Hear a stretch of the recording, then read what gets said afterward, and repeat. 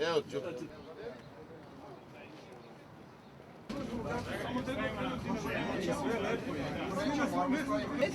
Zeko, daj molim te vozaču ove karte samo. Ne vidi se sad nego ovo sredica.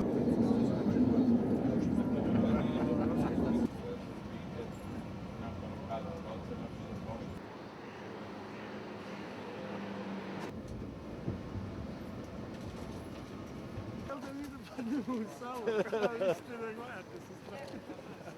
Razdanilo se. Kad svi u ovo vreme zapomni da posledno...